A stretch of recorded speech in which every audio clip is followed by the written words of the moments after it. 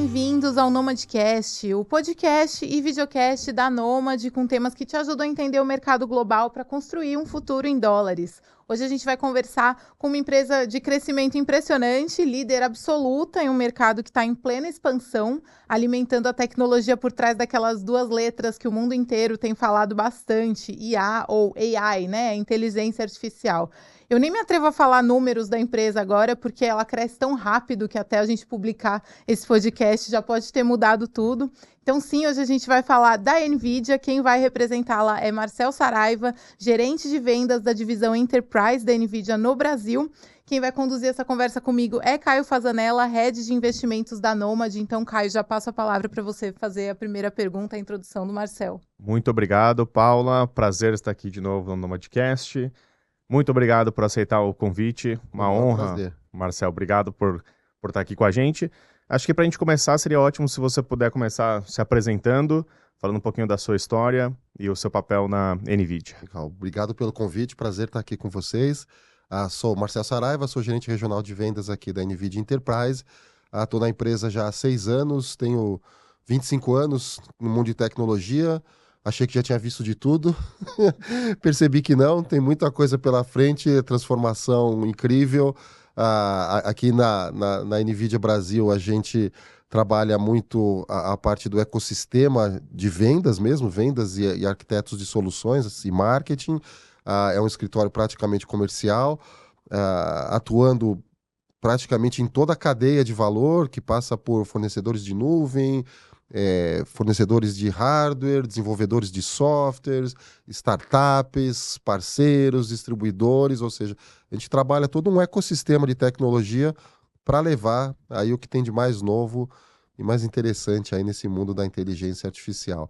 E é uma parte interessante da NVIDIA que ela é uma empresa bem apartada, então muita gente conhece a gente pela área de games, continuamos firmes e fortes, mas eu sou da área Enterprise, da área não lúdica da empresa, da área corporativa que trabalha aí soluções de empresa para empresa no B2B. Posso aproveitar, só fazer um gancho sobre isso? Por favor. Eu me lembro, na minha história de uns 15 anos atrás, montar PCs, né? E aí as placas de vídeo, GeForce e NVIDIA eram as melhores do mercado, era o que todo mundo queria. Conta um pouco, né? Isso foi uma transição ou era uma percepção que o público tinha ou já existia, né, a linha Enterprise? Como que isso evoluiu? Hoje, de fato, a linha de games ela tem uma representatividade menor em termos de receita. Sim. Mas isso já era naquele período, 15 anos atrás, ou foi uma evolução? Né? Ótimo ponto. A empresa é relativamente nova, né? Ela foi fundada em 93, com os primeiros produtos chegando ao mercado em 1999. Efetivamente, os primeiros produtos eram um chip gráfico. Era uma placa de vídeo, literalmente, para, no começo, trabalhos gráficos. Por que a gente falava de trabalhos gráficos? Porque o mundo de game ainda estava começando, estava despontando. Não existia um mercado tão grande, tão legal como tem hoje. E o mundo gráfico também ainda estava em desenvolvimento. Já tinha algumas empresas de workstations, né, que faziam as estações de trabalho, e a gente levou um chip ao mercado justamente para trabalhar esse segmento. Transformamos o mercado de game, ou seja, levamos um tipo de tecnologia que não era disponível na época, que habilitou um ecossistema de desenvolvimento de novos jogos, de novas experiências, que aí fez esse mercado explodir. Continuou assim, pelo menos por uns 6 anos, exclusivamente com esses produtos para a área de game, quando algumas pessoas de uma universidade lá nos Estados Unidos usaram esse meu chip para fazer conta matemática, não processamento gráfico. Mas o processamento gráfico, no fundo, é conta matemática.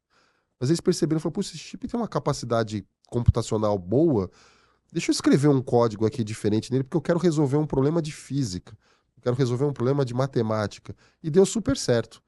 A NVIDIA olhou e falou assim, poxa, interessante o uso dessa minha tecnologia para um outro propósito. Deixa eu criar uma divisão aqui, então, para apoiar esse segmento. Foi aí que surge, em 2006, a divisão Enterprise da NVIDIA, com foco nessas soluções que a gente chama de HPC, High Performance Computing, para processamento não gráfico, processamento computacional. Tivemos um primeiro cliente no Brasil, quase na mesma época, a Petrobras, desde da primeira geração desses chips de cálculo, começou a utilizar aqui no Brasil, e esse mercado foi crescendo, mas ele foi, assim, de certa forma, um mercado de muito nicho, porque a gente via universidades, centro de pesquisas, algumas indústrias, a área de energia, óleo e gás usava, a área financeira já começava a usar para alguma coisa de Monte Carlo, simulação, Então a gente via que tinha já um uso interessante, mas era nicho. E ficou lá, continua, tem essa divisão de HPC que faz parte da equipe Enterprise até hoje. E aí vem uma segunda, né, uma segunda transformação. O pessoal pegou a mesma plaquinha GeForce de game para fazer o primeiro algoritmo de inteligência artificial em 2012, num concurso para reconhecimento de imagens. A turma lá fez um novo código em cima dessa placa de game e falou assim, cara, isso aqui é muito bom. Usando essa linguagem de programação da NVIDIA, com essa capacidade computacional e esse algoritmo, a gente consegue fazer coisas incríveis, muito mais rápidas, muito mais precisas. De novo, a NVIDIA olha, toma uma ação e fala assim, puxa, oportunidade novamente. E aí a gente começa em 2012 a atuar diretamente no mercado de inteligência artificial. E a partir desse que a gente chama de primeiro contato, a gente percebeu que eu precisava criar algumas outras soluções diferentes do que eu tinha. Nem do HPC, nem de game. Nenhuma das duas atendia o que o pessoal de inteligência artificial estava buscando. E aí é criada a divisão de IA que começa a desenvolver soluções de software e hardware para inteligência artificial. E aí transformou, foi crescendo trimestre a trimestre, ano contra ano. Ficou por um bom tempo, a gente tinha uma disputa interna, né? Poxa, agora a game foi maior que Enterprise. Aí no trimestre seguinte variava, mas ficava sempre muito equilibrado, até que veio aí nos últimos 2 anos aí esse boom da inteligência artificial, que aí realmente a equipe Enterprise despontou e hoje representa 90% da receita da empresa. Então, não foi do dia para a noite, não foi sorte, é muito trabalho, é muita pesquisa, assim, é muita dedicação nesse ecossistema para tomar as decisões corretas e colocar os investimentos nas estruturas ideais para atender esses mercados. Então, é muito trabalho e muito conhecimento, não é sorte, tá, gente? Nem foi do dia para a noite. Certeza. Você mencionou que já cresceu muito, né? Agora representa 90%, mas agora a discussão também está muito no que está por vir, né? Cresceu demais. Qual que é a visão da empresa sobre o potencial ainda do crescimento das aplicações de IA e do próprio produto de vocês? Sim. A gente, né, assim, no meu histórico de tecnologia aí nesses últimos 20, 25 anos, a gente sempre passa por ondas transformacionais, né? Então, passamos pela onda do PC, depois da internet, mobilidade, cloud, e sempre essas ondas tecnológicas vieram impactando a gente ao longo do tempo. E a inteligência artificial era mais uma onda dessas, tá? Então, era, de novo, uma tecnologia pequena, de nicho, para algumas áreas de algumas empresas, que vinha tendo um crescimento interessante, até que a gente chega no momento iPhone da inteligência artificial, segundo o meu CEO, que é quando vem o chat GPT, que transforma uma onda tecnológica numa tsunami tecnológica. Então, a quantidade de transformação, de aplicações, de novidades que tem aparecido nos últimos 18 meses é o maior da história da tecnologia. A quantidade de mercados que isso impacta é o maior da história da tecnologia. Todos os mercados, todas as áreas das empresas. A gente, às vezes, com clientes, a gente põe alguns desafios. Assim, o desafio, o cara fala, não, eu não vou usar aqui. Aí isso não vai chegar na minha empresa. A gente fala, gente, deixa eu te explicar uma coisa. Me dá um problema. Ah, eu tenho um problema na área de logística. Você aprofunda 3, 4 perguntas, ó, tem uma solução de logística aqui que resolve. Ah, não, eu tenho um problema na área de suprimentos. Eu tenho um problema de atendimento a cliente. Eu tenho um problema de previsão de compras. Eu tenho um problema de investimento. Se você traz esses problemas, se você tiver dado, que é a matéria-prima dessa brincadeira, né, da IA, provavelmente você vai conseguir uma solução para resolver. Então você sai de um nicho, de coisas bem específicas que davam trabalho dado para fazer e você expande para todo o mercado. Então a gente vive uma nova revolução industrial que às vezes fica difícil saber aonde isso vai parar. Às vezes, diretamente, indiretamente, né, se você pegar a IA propriamente dita, o pessoal fala em 3 trilhões, 4 trilhões de mercado, mas se a gente olhar todo esse ecossistema de toda a indústria sendo transformado, a gente pode estar falando aí de 100 trilhões de dólares nos próximos anos. É muita grana, é muito investimento, é muita oportunidade para crescer, para transformar, para mudar. Então, assim, é uma revolução. A gente que está vivendo isso vai ser interessante, a gente vai ser história, né? Daqui a pouco, daqui uns 4, 5, 6 anos, fala, lembra aquela época que a gente usava, que a gente não usava IA para fazer as coisas? É a mesma coisa que a gente faz com o celular hoje. Lembra quando não tinha celular? Impensável, né? Pensável. Impensável. Vai acontecer. Vai acontecer. Acho que eu queria talvez fazer uma pausa aqui no IA, a gente vai falar muito de IA ainda hoje. Mas a gente tem uma base de clientes, né, que é fã da empresa, acionistas, né, a NVIDIA figura entre as empresas mais negociadas né, na nossa plataforma de investimentos na Nomad, e tem uma intersecção também com uma categoria que é muito querida, que é o mercado de cripto, né? Recentemente a gente até entrevistou o Samir da Hashdex, que né, pioneiros aí inovando com ETFs de cripto. E acho que tem uma história interessante que a gente estava comentando um pouquinho antes aqui, que foram esses movimentos que o mercado de cripto passou a criar aquelas fazendas e utilizarem as placas de vídeo para o processamento, né, dessas transações. Se você puder contar um pouquinho para a gente como é que foi essa dinâmica, quais foram os impactos, né, na NVIDIA naquele momento? Esse é mais um caso, de novo, que o pessoal olha para a minha solução, né, no caso a placa de jogo, e usa ela para fazer outra coisa, né, pela capacidade justamente de processamento. Então, a criptomoeda é bem simples, né, entre aspas, é um código que você vai rodar, você vai processar num equipamento, ele vai fazer uma conta matemática lá e vai te gerar uma chave, né, que é uma fração de um Bitcoin, um pedacinho do Bitcoin ele fica processando lá, e depois de um tempo ele gera essa chave que vale dinheiro.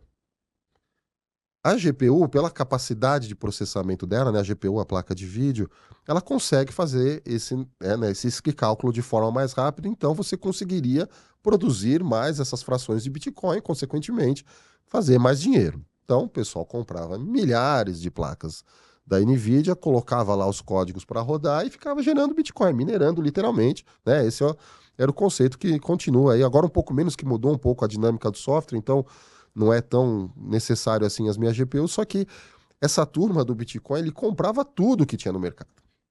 Ele comprava tudo que era da área de game. A minha área Enterprise não era impactada porque o produto Enterprise, como ele tem um propósito diferente, um valor agregado diferente, ele é um produto mais caro.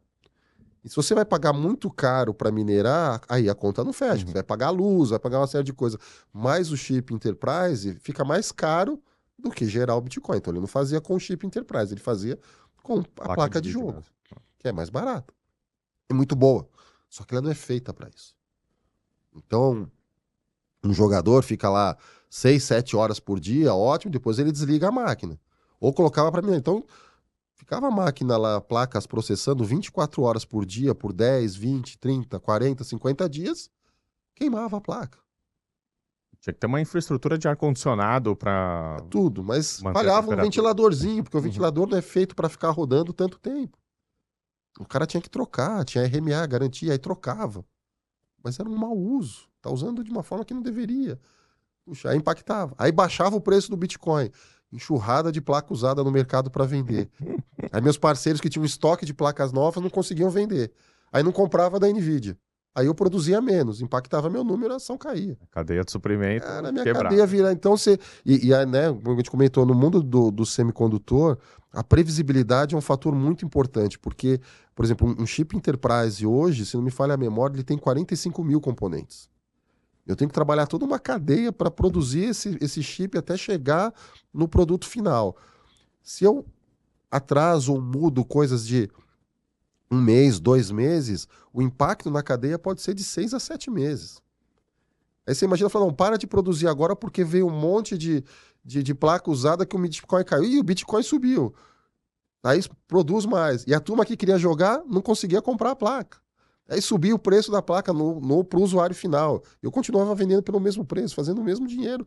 Mas o produto, né, oferta e procura, subia, triplicava, e a turma que queria jogar não conseguia ter acesso à tecnologia. Então, pra gente, assim, nunca foi algo bom do ponto de vista de negócios, porque impactava, dava muita dor de cabeça, e eu não mexia muito com o meu negócio e atrapalhava uma área que a gente gosta muito, que é a área de game. A gente chegou a criar um produto específico para Bitcoin, mas o pessoal não quis usar. Continuou com a parte de game lá, enfim. É o tipo da coisa que a gente não controla. A gente cria a solução, o cliente que decide se quer usar ou não. Então, assim, foi um momento turbulento, até por conta que a área Enterprise ainda não estava tão despontada com a parte de A, ainda tinha um equilíbrio. Então, a representatividade da receita na época de game era muito alta. Então, isso gerava uma dor de cabeça para a turma lá de game, que eles sofreram um pouquinho. Agora já está tudo calmo. Você está explicando um pouco das diferenças das placas, né? Eu acho que isso é interessante, assim, sem querer entrar em muitos detalhes, mas O posicionamento é de uma liderança absoluta, né? E eu queria entender um pouquinho melhor quais são as diferenças das placas da NVIDIA, né? Por que que ela é tão difícil de encontrar em outros lugares? Legal, isso é um bom ponto, porque assim, o grande diferencial hoje da NVIDIA é que ela não trabalha só o hardware. Eu trabalho software e hardware, que a gente chama de computação acelerada. Eu acho que é a nossa principal vantagem competitiva, porque não adianta você ter só um chip. Eu tenho um chip que tem mais cores de processamento, que tem mais memória, que ele consegue fazer uma tarefa pelo hardware somente. A GPU, né, essas placas de vídeo, ela tem uma característica que a gente chama de arquitetura, que é muito distinta dos processadores tradicionais. Então, os processadores tradicionais que a gente está acostumado a usar nos notebooks, nos PCs, era sempre aquela história, a quantidade de cores, eu tenho 10 cores, 12 cores, e a frequência, 4 GHz, 5 GHz. Para vocês terem uma ideia, uma GPU de data center tem mais de 10 mil cores. Eu junto nela, eu grudo mais de 80 GB de memória num único chip. Então, ele tem uma característica diferente. E ele só é valioso, esse chip, se o software que tiver escrito em cima dele for específico para aquele hardware. Então, a NVIDIA vem trabalhando com esse ecossistema de software desde 1999. Eu estou há 30 anos, 24 anos lá. Assim, gente, olha, para eu usar esse chip, você escreveu o software dessa forma. E não tinha software escrito. Então, novos softwares começaram a ser escritos para o meu hardware. E eu fui trabalhando esse ecossistema de desenvolvedores, e hoje eu tenho globalmente, né, mais de 5 milhões de pessoas desenvolvendo software para o meu hardware. Eu tenho acho que hoje, 4 mil aplicações desenvolvidas para o meu hardware. Então você percebe que é o software sendo trabalhado especificamente para um hardware. E isso faz com que essa plataforma computacional tenha um desempenho incrível. Então, até a parte de game, quando a NVIDIA lança uma nova tecnologia, lançou o RTX, que era a parte de você poder fazer iluminação em tempo real, que todos os reflexos dos materiais, em 2018, os jogos não estavam prontos para esse hardware. A gente sabia que os desenvolvedores de game estavam buscando um hardware que fosse capaz de fazer isso. Aí eu levei esse hardware. Puxa, ele conseguiu fazer um joguinho que usava toda aquela reflexão que ficava perfeito. O pessoal falou, mas o único hardware que consegue fazer isso é o da NVIDIA. Então eles faziam os melhores jogos para a minha GPU. A mesma coisa com a inteligência artificial. Eu vou levando para o mercado código, software aberto, o mercado de IA ele é aberto. Então você entra no GitHub lá, qualquer um pode baixar, usar. Ele fala, puxa, eu tenho esse software aqui. Se eu rodar nesse chip da NVIDIA, ele é 10 vezes, 20 vezes mais rápido que num chip de um outro. Qual que ele vai escolher? Você tem pressa? Tenho. Então é uma combinação. Então, essas diferenças, né, quando eu falo da plataforma, é a que no final do dia faz a diferença para os clientes. E aí, quando eles buscam eficiência, velocidade, tempo de resposta, inevitavelmente acaba usando as nossas tecnologias. Então, é um trabalho combinado. Não é só hardware, não é só software, trabalhando junto com computação acelerada. Essa é a diferença. Queria aproveitar para falar um pouquinho de Brasil agora. Do nosso lado, são os entusiastas com inteligência artificial. Já há diversas aplicações, né, dentro da Nomad, inclusive uma grande campanha que a gente fez, estrelada pelo Will Smith, né, fez uso de obrigado, fez uso de inteligência artificial, né, a voz dele falando em português e o lábio sincronizado e tal, é um trabalho incrível. Como que é a atuação da NVIDIA no Brasil? Qual que é o papel, né, do seu time aqui no Brasil? E quais são as grandes oportunidades e desafios, né? Isso que eu queria entender um pouco. A gente trabalha num formato de parcerias e ecossistema. Por quê? Porque a NVIDIA não vende absolutamente nada de forma direta. Não existe nenhuma empresa do planeta que fala assim, eu quero comprar algo diretamente da NVIDIA para montar a minha solução de inteligência artificial. Isso não acontece, isso não existe. Eu sempre trabalho através de alguém.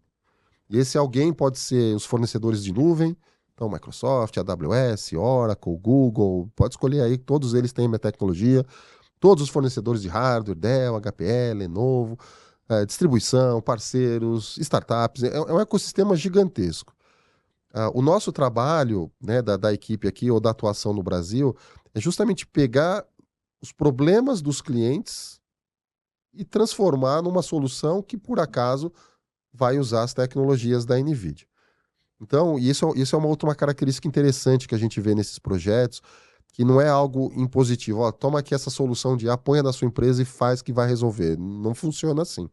É ao contrário. Entender do cliente qual problema você tem, e a partir desse problema a gente vai buscar soluções tecnológicas para resolver o problema, que se cair para o lado de IA, vai cair para o lado aqui Enterprise da NVIDIA. Então, essa é a dinâmica. Então, eu vou lá em grandes empresas, médias empresas, ou até pequenas empresas, até startups, tentamos entender esse problema e eu aciono o meu ecossistema para fazer essas soluções acontecerem.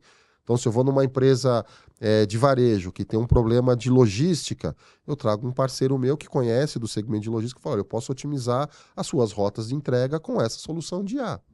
Ah, puxa, eu quero testar, eu quero validar. Onde você vai rodar isso? Você tem infraestrutura dentro de casa? Ah, não, eu estou na nuvem. Ótimo. Qual nuvem você usa? Ah, eu uso a nuvem da Oracle. Eu chamo a turma da Oracle e falo, ó, vem cá, tem um cliente seu aqui que tem um problema de logística, que ele precisa rodar esse algoritmo aqui, ele vai precisar dessa sua infraestrutura aqui. Vai lá e vende para ele.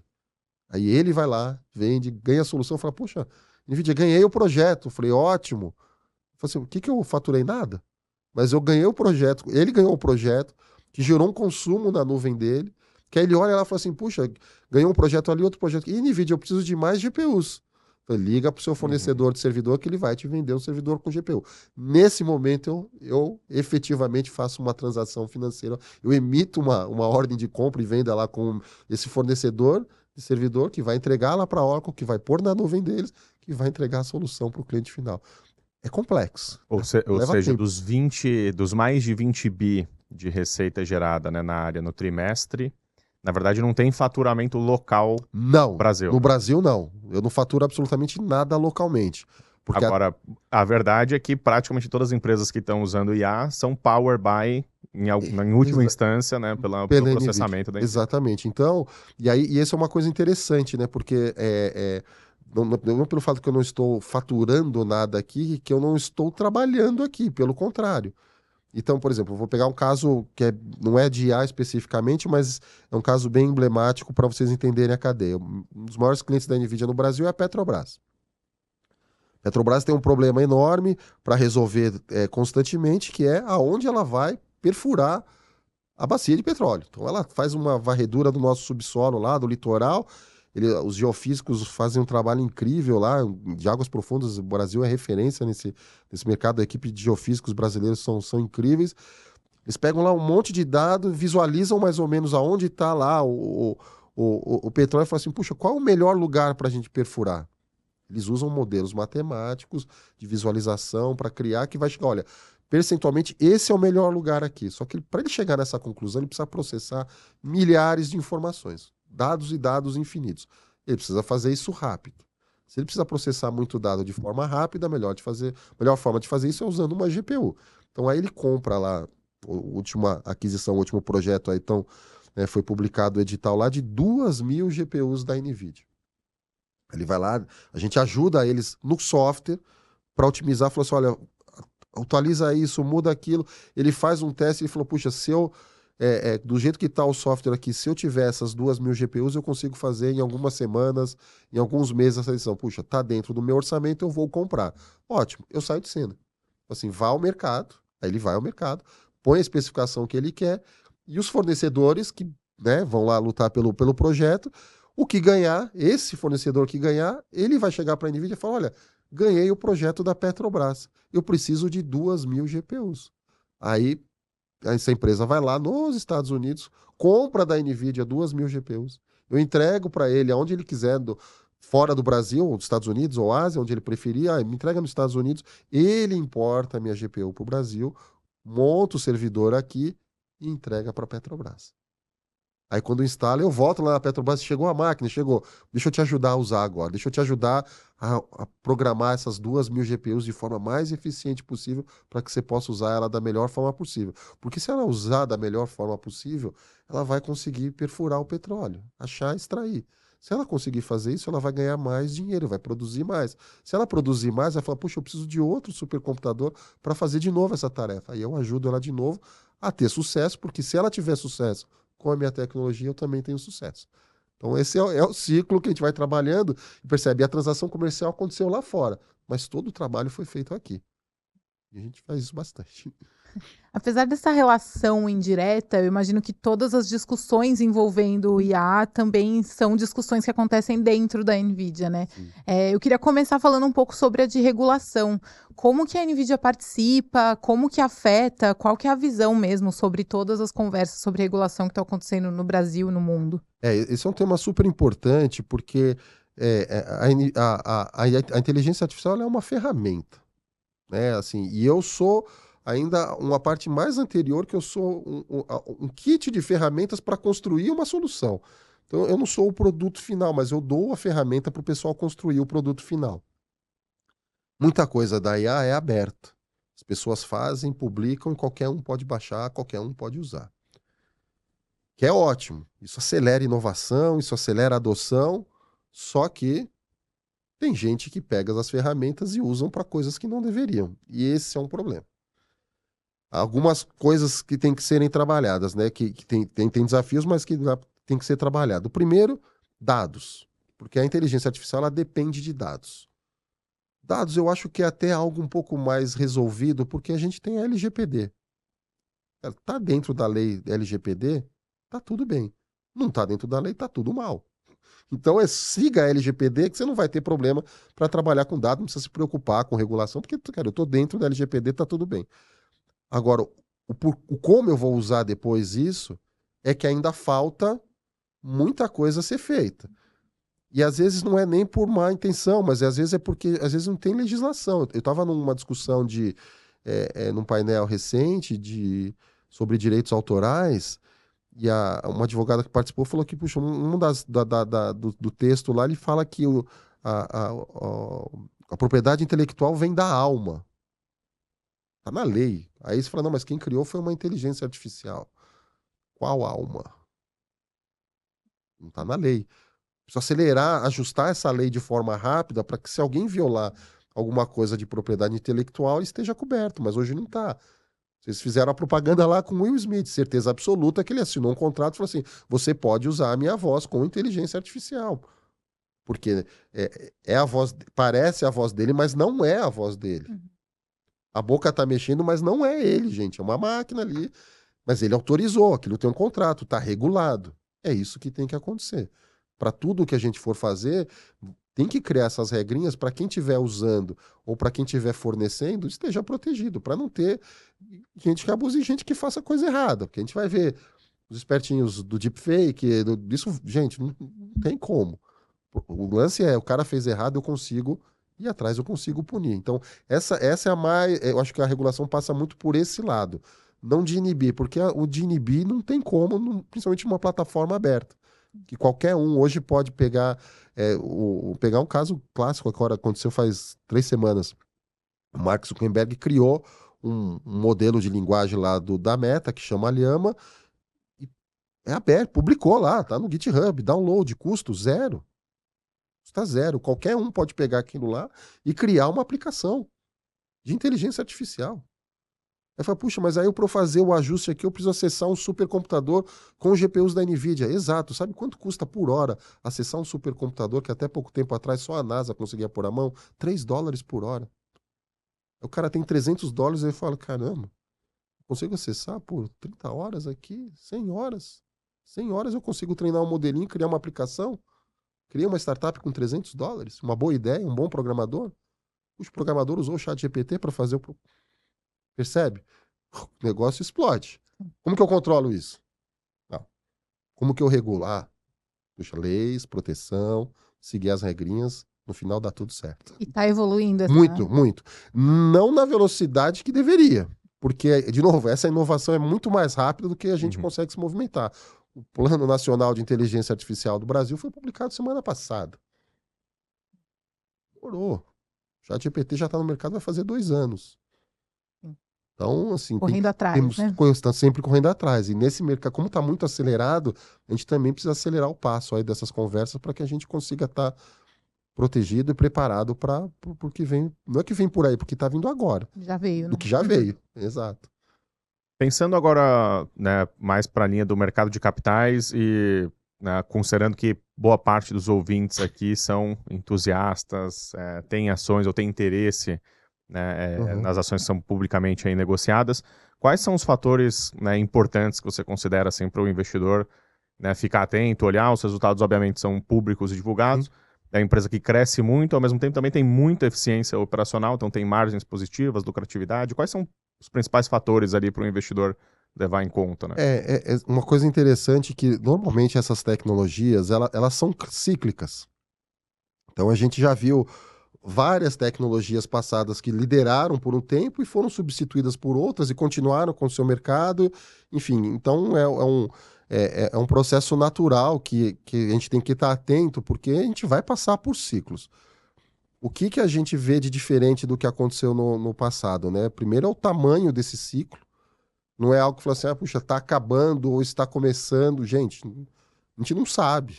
Porque a quantidade de coisas que vão acontecendo diariamente ou semanalmente é incrível. Então, a tendência é que isso seja mais a longo prazo. Não vai ser uma corrida de 100 metros. Vai ser uma maratona. Assim, é uma coisa a longo prazo. Então, a tendência é que esses ciclos de investimento e desenvolvimento se perdurem por um tempo. Vão existir alguns vales? Inevitavelmente. Tem acomodação de tecnologia, tem consolidação de empresa, que vai pipocar um monte de solução, outras, umas muito boas, outras piores.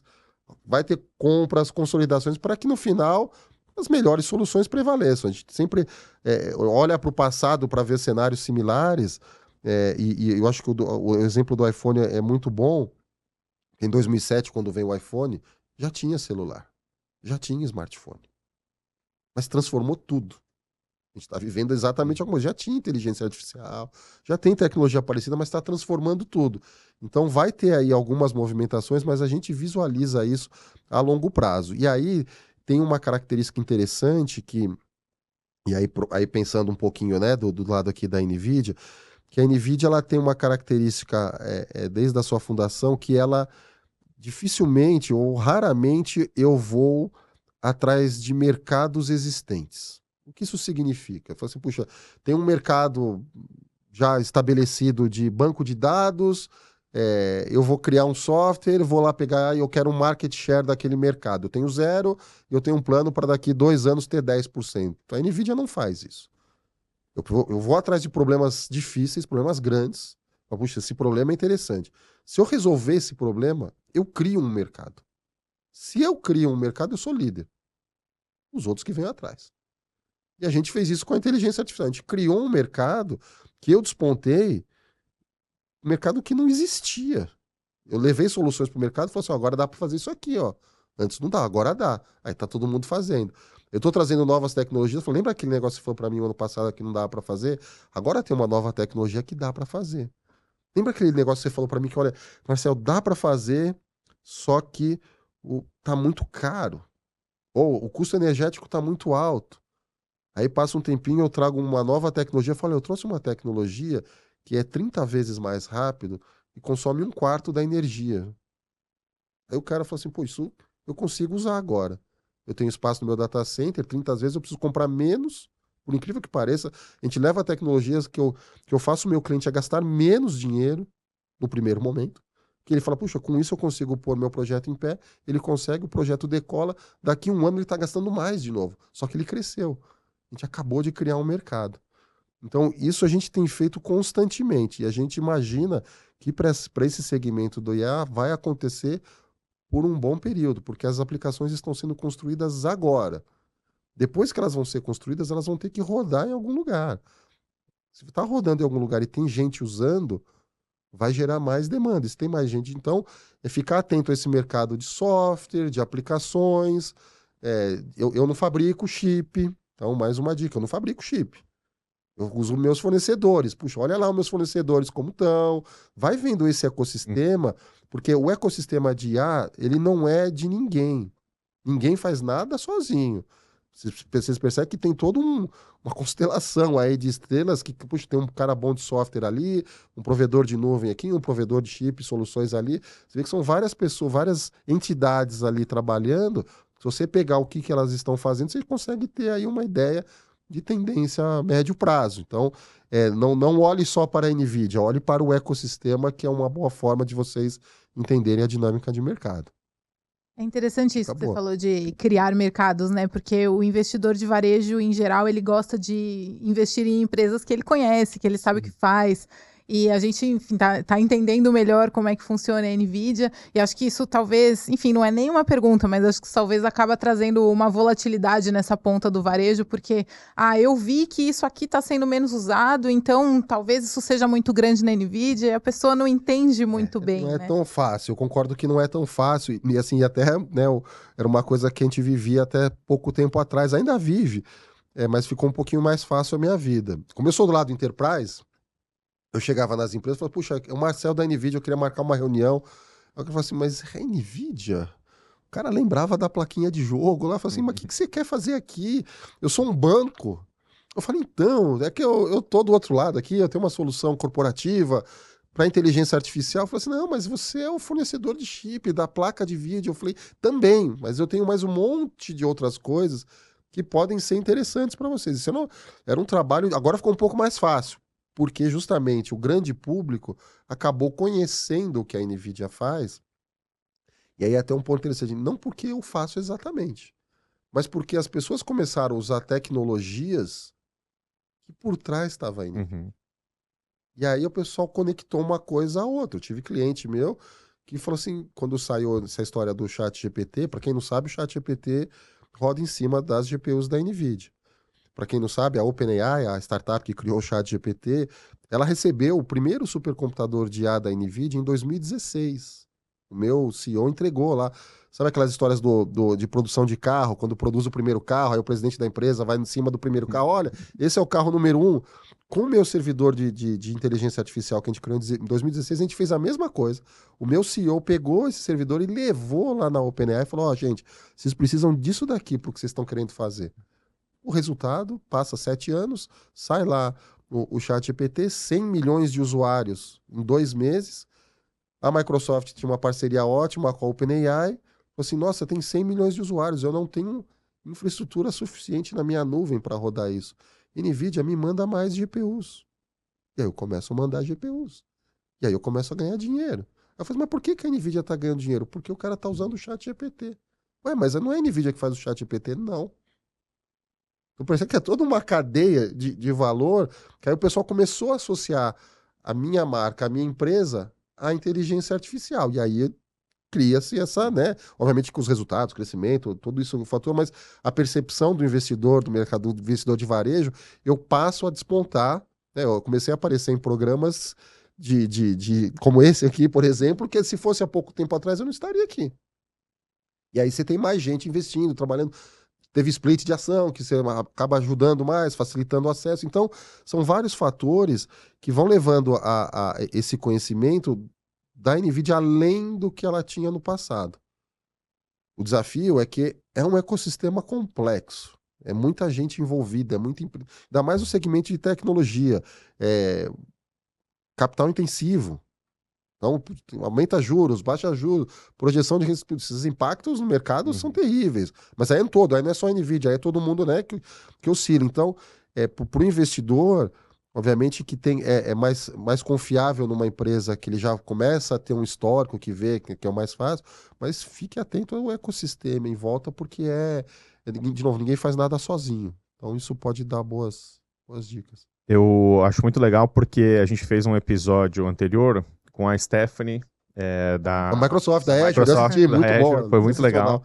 legal. E aí como as coisas vão Não, encaixa. Então, encaixando, parceirona. Adoro ela. Vai lá, acelera seus negócios. Porque se ela tiver sucesso, eu vou ter. É isso. Pra gente, eu acho que assim, a gente tem bastante clareza dessas aplicações no mercado, né, financeiro, serviços financeiros, bancário, etc. Foi ótimo, né, ouvir a aplicação disso também, né, no caso aí da Petrobras, ou seja, commodities, petróleo.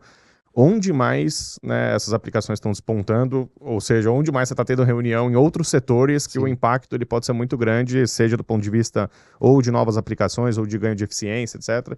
Então, para quem é o investidor nessa ponta aqui de cá, onde pode ter oportunidade, né, para a gente ver mudanças em outros setores? Né? A gente olha, vamos pegar algumas etapas desse processo, né? Primeiro a parte de oportunidade. Para você criar essas aplicações de inteligência artificial, existe um conceito que a gente chama fábrica de inteligência artificial. Quem lembra da escola Revolução Industrial? Tinha lá a máquina a vapor, dói, né? A gente lembra aquela hora de história, geografia, eu sei. Eu sou de exatas, eu também não gostava muito.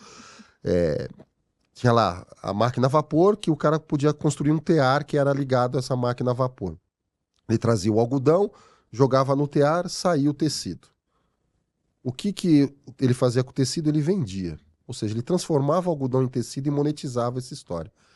Na época da Revolução Industrial, o cara que vendia o tecido, ele ganhou dinheiro, cresceu. Mas a galera da indústria foi o que mais cresceu. Quem construiu as máquinas, as fábricas na Revolução Industrial foram, né, naquele ciclo, o desenvolvimento. Então agora eu estou construindo fábricas de inteligência artificial. O conceito é o mesmo. Fica a dica. Então, quando você constrói essa fábrica, nesse momento, essa turma que está construindo tem investimento pesado.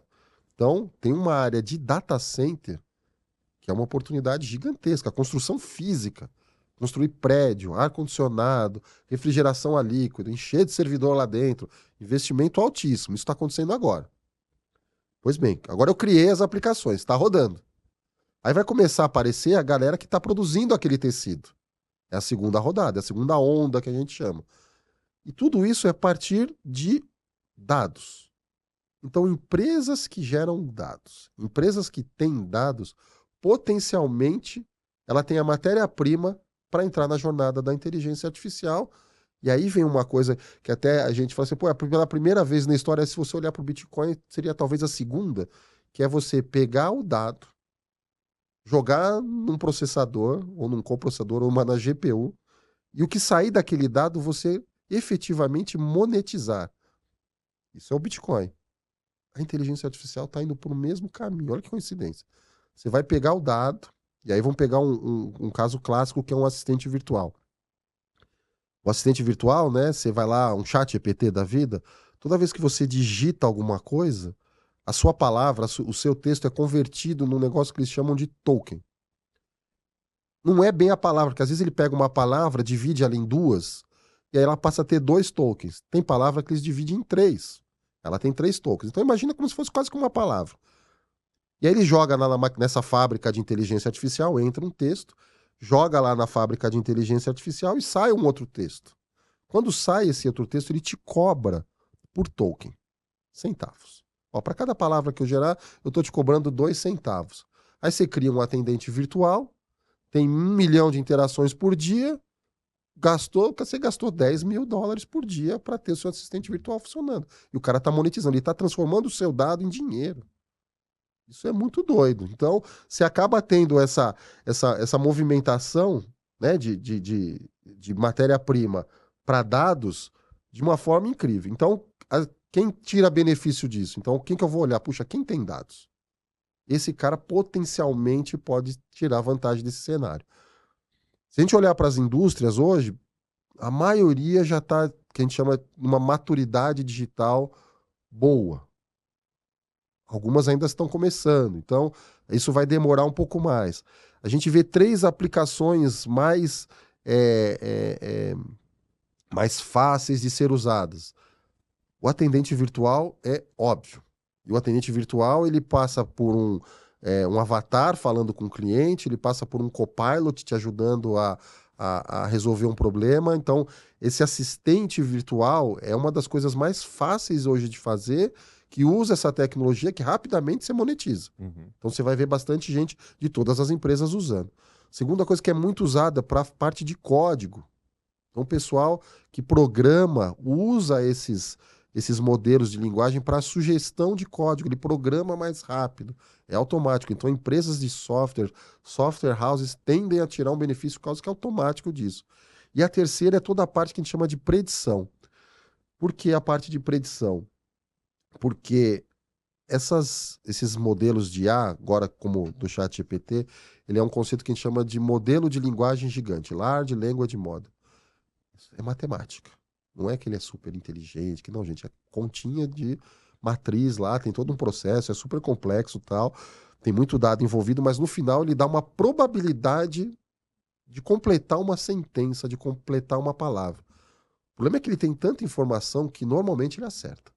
Então, ele acerta aquele história. Ele sabe, como o cara sabia daquilo? É baseado em dados históricos e tal. Então, essa coisa de ele fazer uma predição, ele é muito bom. E aonde eu posso usar a predição? Num monte de lugar. Eu posso usar uma predição de qual o melhor investimento. Eu posso usar uma predição de qual rota de entrega é a mais eficiente. Tem a pergunta favorita dos nossos ouvintes, que é para onde vai o dólar? Não, essa é difícil. Eu acho que hoje talvez nem a IA consiga, que é tanto fator externo por... Então, mas, de novo, quando você vai alimentando com mais informação, a chance de acertar aumenta.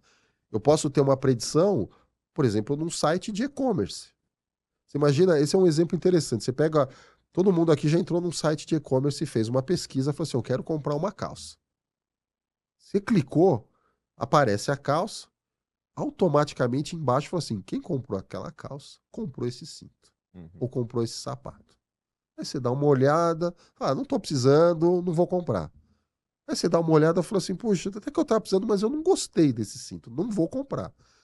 As moças, em alguns casos, né, batem, não, vou comprar o cinto e o sapato, eu adorei, vamos embora. Né? Então, isso é um recomendador que a gente chama. Como que funciona o recomendador? Ele pega dados históricos, ele olha para trás e fala assim, olha, realmente, quem comprou essa calça, depois também pesquisou esse sapato. Deixa eu fazer uma recomendação para comprar os dois. Ele faz isso. E depois ele também cruza informação. Fala assim, olha, sempre quando eu vendi o sapato, teve depois, outra pessoa comprou uma calça. De repente dá um match se eu colocar os dois. Ele cruza essas informações para fazer essa sugestão. Qual que é o desafio do site de e-commerce? Ele tem que fazer isso na hora que você clica. Você não pode ficar esperando 5 minutos para aparecer a calça e depois o sapato. Não dá. Tem que ser instantâneo, tempo real. Para ele fazer isso em tempo real, o que ele faz? Ele não volta muito no tempo. Se ele voltar muito no tempo, ele perde, não dá para dar. Então ele pega, de vez ele pegar todo o histórico de vendas, ele pega dos últimos 3 meses. Depois ele combinar, de vez ele combinar 10 mil clientes, ele combina só 2 mil clientes. E te faz a recomendação. O resultado, acerta 10%, acerta 15%. Agora você imagina, um cenário hipotético que já existe hoje, que eu pudesse treinar um modelo de IA com toda a história. Que eu pudesse cruzar com todos os meus clientes. Tudo. Eu ensino para aquele modelo tudo. Ele tem todo o dado histórico. Eu não preciso cortar o tempo. Não, desde o dia 1 da empresa até os 100 mil clientes que eu tenho. Agora eu crio um super modelo. Gera uma recomendação. Ele vai acertar 70%, 80%. As suas vendas vão aumentar. Então, essa parte de predição é uma oportunidade gigantesca. Então, todas as indústrias que têm algum trabalho preditivo, que gostariam de ter, ou que desenvolvem código, ou que precisam de um assistente virtual, automaticamente já poderiam estar inseridos nesse ecossistema. Você diria que o mercado de medicina, Total. grandes laboratórios... Total. Medicina, a gente está vendo um avanço gigantesco na parte de descoberta de medicamentos. Hoje tem modelos de linguagem que a NVIDIA está trabalhando com algumas empresas e com o mercado, e de novo, isso é uma parte interessante. Como o negócio é aberto, vai pipocando coisas e eu vou juntando isso numa única plataforma.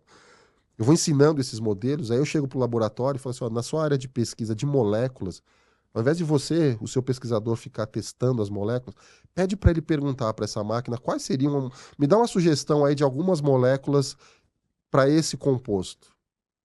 Em 3 segundos, se ele tiver bastante GPU, ele vai ter lá uma sugestão de molécula. Aí o pesquisador vai olhar e falar, essa molécula realmente é potencial. Vamos para uma análise clínica in vitro, lá ele cria a molécula, ele testa e fala assim, opa, funcionou. Como ele fazia antes, ele ficava lá tentando, pegava uma molécula, testava, não deu certo. Próximo. Outra molécula, testava, não deu certo. A máquina sugeriu uma para ele, que talvez não na primeira, mas na segunda tentativa deu certo. O ciclo de desenvolvimento dele, que saiu de 9 meses, passou para 2 semanas. O custo dos 9 meses de bilhões passou para alguns milhares. O medicamento está mais rápido, na rua, chega, eficiente. Pum. Então, percebe como é a mesma tecnologia. Ele está fazendo uma predição de uma molécula e está impactando a indústria farmacêutica. A gente tem um caso super legal que já tem prova de conceito em alguns clientes para triagem médica. A gente, de novo, trabalha pensando no problema. Quem passa por consulta, hoje nos principais hospitais ou em qualquer lugar, você vai ver lá, o enfermeiro começa a fazer a triagem, ele vai, coloca lá, né, o oxímetro, as coisas, começa a te fazer a pergunta, você responde, ele fica lá preenchendo o prontuáriozinho lá para ver, na hora que acaba, ele fala, bom, pelo que eu vi aqui, você descreveu, eu vou te encaminhar para sei lá, o pneumologista, vou acionar o ortopedista, ele vai te direcionar dentro do hospital e aí você vai conversar com o médico. Ótimo, aí você entra no médico, ele começa a consulta, ele te faz uma pergunta, digita no computador. Faz uma pergunta, digita no computador. Tem alguns dados que falam que durante uma consulta, 60% do tempo o médico está olhando para o computador. 40% ele está olhando para o paciente. Imagina um cenário que não é hipotético, que ele é real. Que na hora que você está na triagem, o enfermeiro começa a conversar com o paciente, colocar lá o oxímetro, tirar a pressão, vai fazendo perguntas, tem um computadorzinho com processamento de linguagem que ele vai entendendo o que o paciente está falando. E a hora que acaba a conversa, o enfermeiro só olha para a tela, já tem todo o sumário da conversa. O computador é capaz, nesse modelo de linguagem que a gente viu funcionando, o paciente fala assim, estou com dor de barriga. Dor de barriga não é a linguagem médica. Ele traduz para dor abdominal. Aparece escrito dor abdominal. Ah, eu tô com. Ele fala um sintoma, ele já transfere aquilo na linguagem médica. E aí ele já dá uma porcentagem, ó, 70% de ele tá com diabetes. Já aciona a tal hora. Você percebe que foi mais rápido. Aí depois o médico também vai conversando, na hora de preencher o prontuário, vai fazendo as perguntas. Ele olha para o paciente. Ele percebe que, puxa, ele falou alguma coisa, o paciente se mexeu, a linguagem corporal. O médico tem esse feeling. Ah, então vai acabar o médico? Não, vai tornar o tratamento mais humano. Essa pergunta que você puxou, acho que até talvez indo para o encerramento aqui, então você trouxe essa frase, né? Vai acabar o médico? Essa é uma pergunta que vem muito de perda de emprego, né? Substituição do trabalho humano por robôs, mas você até fez um paralelo com a Revolução Industrial, que, enfim, eu imagino que muitas discussões desse tipo tenham acontecido e a humanidade foi evoluindo, enfim. Qual que é a sua visão sobre essa discussão da substituição da força de trabalho? Sim, sim, esse é um ótimo ponto. Vai haver bastante. Não tem como, gente. O pessoal às vezes fica, não vai acontecer. É óbvio que acontece desde o tempo das cavernas. Ninguém mais acende lamparina na rua do poste de luz. Não tem mais professor de datilografia.